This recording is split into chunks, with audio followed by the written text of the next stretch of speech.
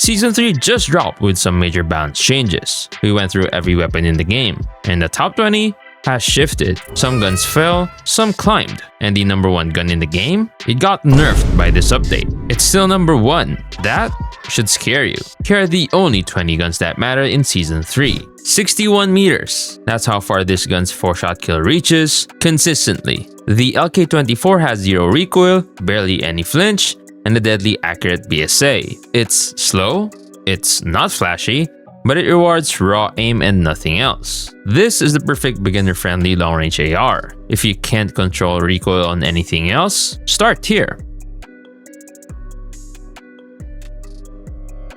The Peacekeeper is the most frustrating gun on this list. Not because it's bad, because it's incredible and most people will never feel it. 39 meters of 4-shot kill, 4 meters per second strafe, 215 milliseconds ADS time, a 40-round mag with a 0.8 second reload. On paper, this is a top 10 weapon. In practice, the recoil fights you in a way most ARs don't, and the base iron sight is obstructive enough to throw off your tracking. The potential is there. It's always been there. But potential doesn't win gunfights. Consistency does. And for most players, that gap is why the Peacekeeper sits here.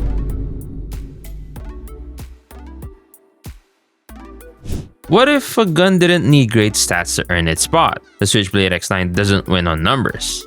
13 meters of 4-shot kill, 23 meters of 5-shot kill, 30 meters of 6-shot kill at 213, 284, and 355 milliseconds. Nothing crazy on paper, but the mobility is crazy. 6.8 meters per second sprint speed, 4.5 meters per second strafe, and the ease of use is what sets it apart.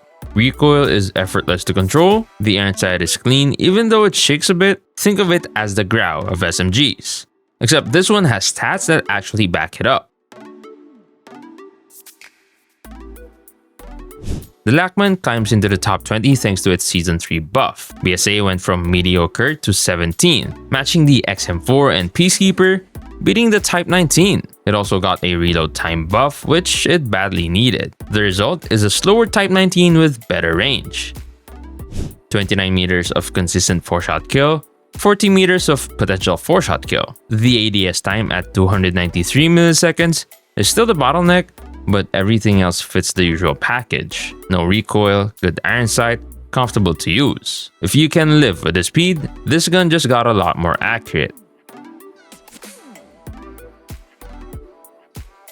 158 milliseconds. That's the 3-shot kill time to kill inside 16 meters. The QQ9 with the 10mm mag also gives you a 4-shot kill at 238 milliseconds out to 24 meters. That close-range lethality is disgusting. Sprint speed at 6.7 meters per second, strafe at 4.1 meters per second, ADS at 202 milliseconds.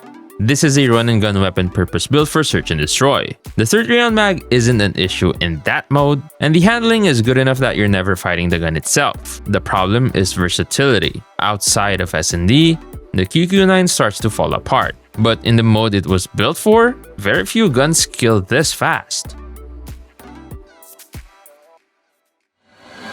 168 millisecond ADS, 4.95 meters per second strafe, 6.6 meters per second sprint. No other weapon on this list makes you feel this fast. The Sten not only has good mobility, because it changes how the game plays around you. 16 meters of consistent 4-shot kill at 189 milliseconds, 24 meters of 5-shot kill at 252 milliseconds. The damage isn't fancy, but inside those ranges, you're finishing gunfights before people can even ADS back. 32-round mag, manageable reload. Like the QQ9, this is an S&D specialist. But where the QQ9 wins on raw time to kill, the Sten wins on tempo. And in S&D, the player who controls tempo controls the round. Still 4 guns left before we hit the top 10. And the top 10 is a different conversation entirely.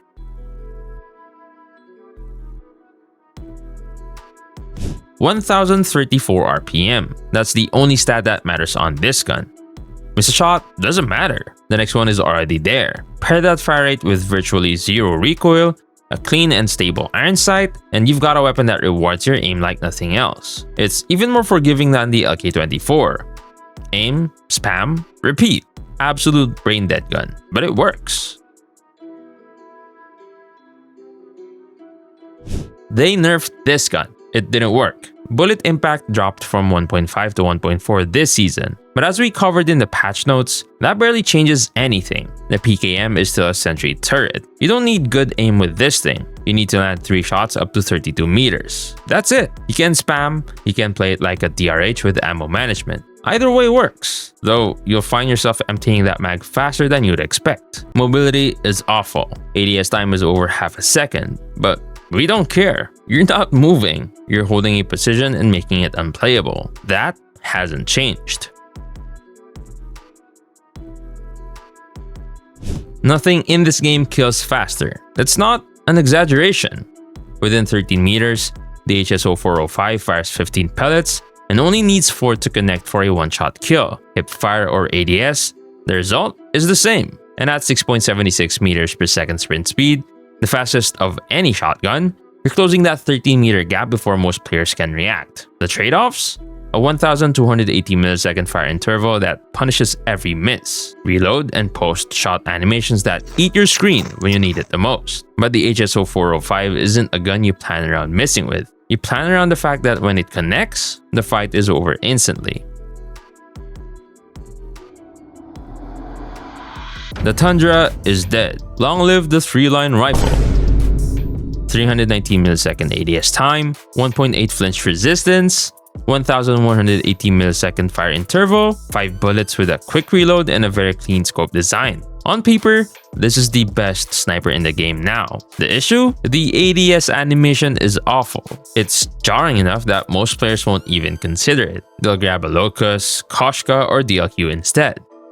And honestly, fair point. But this gun is so strong that you should try it and get used to it. Because once you do, it's a blast. And the Tundra, not coming back anytime soon. Top 10 starts now.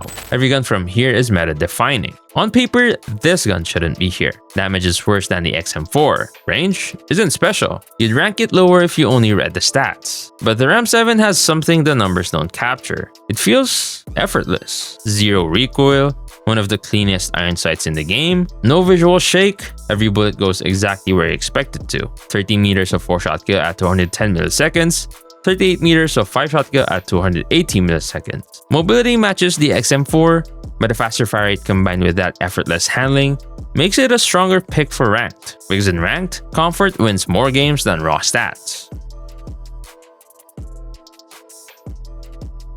3 flex ARs sit back to back in this list. The RAM7, the Type 19, and the XM4. They share nearly identical mobility. So, what separates them? Stability. The Type 19 has better recoil control than the RAM7 and lower flinch, making it the calmest gun to use of the 3. And the range edges out the XM4. 31 meters of 4-shot kill at 240 milliseconds, 43 meters of 5-shot kill at 320 milliseconds. The one weakness is that 5.8 meters per second sprint speed, which makes rotations feel sluggish. But once you're set up and shooting, the Type 19 is the steadiest AR in the game. There's genuinely nothing bad to say about this gun, and that's exactly why it sits at number 8. The XM4's recoil is a straight vertical line climbing at a constant speed. You learn it once and it never betrays you. 28 meters of 4-shot kill at 240 milliseconds, 39 meters of 5-shot kill at 320 milliseconds. Great mobility, great consistency. A flex AR isn't meant to be the best. It's meant to be the best all-rounder. And at that job, the XM4 is untouchable. But the guns above it do specific things even better. 2 marksman rifles that dominated this category for months. Both semi-auto, both spam capable, both built around fast 2-shot kills with 1-shot headshot potential. But there's a reason they're not number 1 anymore. The SKS is the one you trust. 1 shot above the waist and the 2-shot kill is guaranteed, with unlimited 1-shot headshot range. It's slower to handle, but it never lets you down. The Type 63 is the one you gamble with. Faster ADS, better in close range when caught off guard, but past 50 meters, both shots need to land above the waist. More upside, more risk. Both are still punishing, but the gun that replaced them at the top of the DMR category does everything they do, except faster and with a 50-round mag. You'll meet it soon.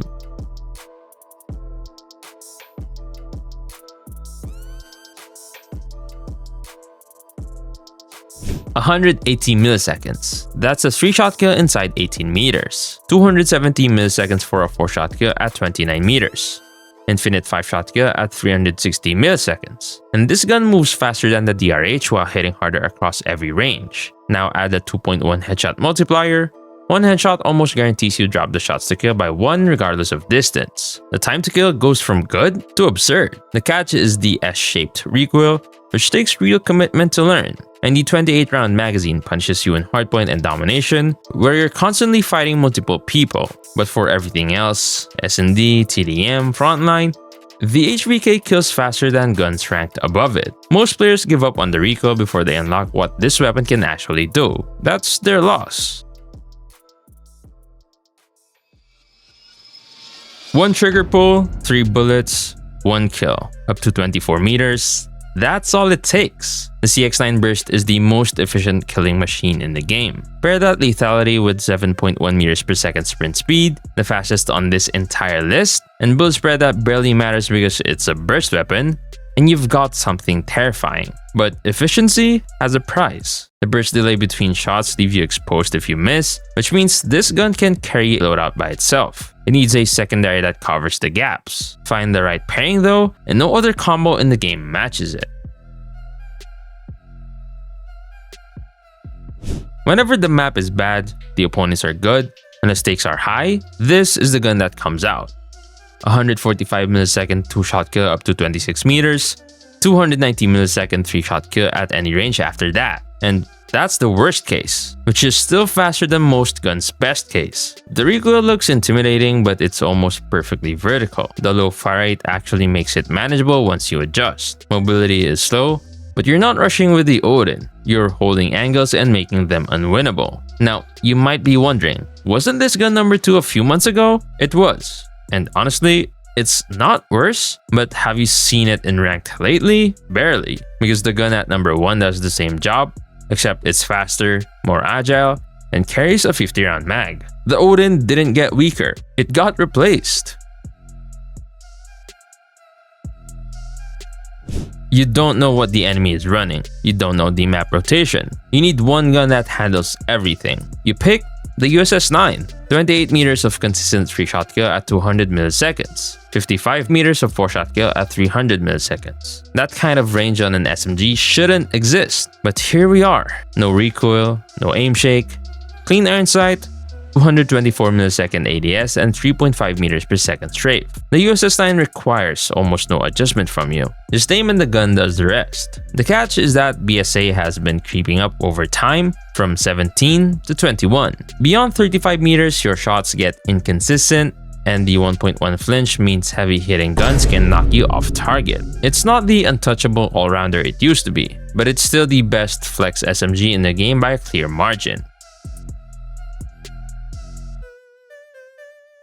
This is our researcher's favorite gun in the game, and at this point, I don't think that's changing. 182 millisecond ADS, 6.4 meters per second sprint speed, 4.1 meters per second strafe. The VMP is built to take fights that other guns wouldn't dare take, and win them before the opponent finishes their ADS animation.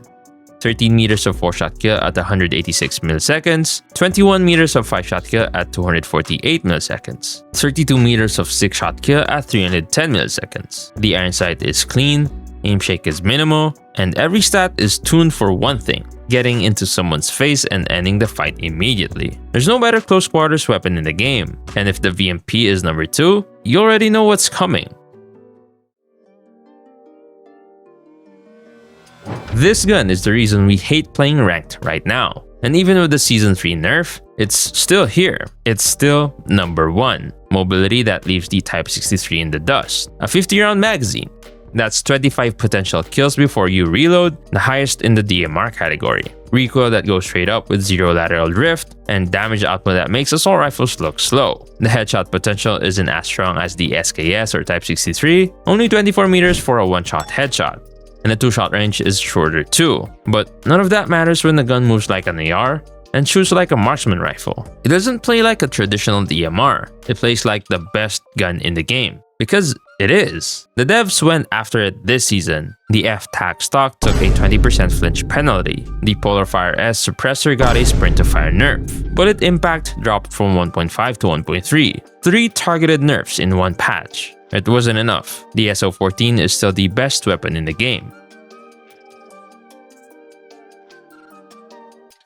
The SO14 sits at the top, but knowing the meta only gets you halfway. If your aim can't keep up, none of this matters. We just dropped a full aiming masterclass covering 15 fundamentals that separate the top 1% from everyone else. From how your breathing affects your reaction time to the single most important habit most players will never build. That video is on your screen right now.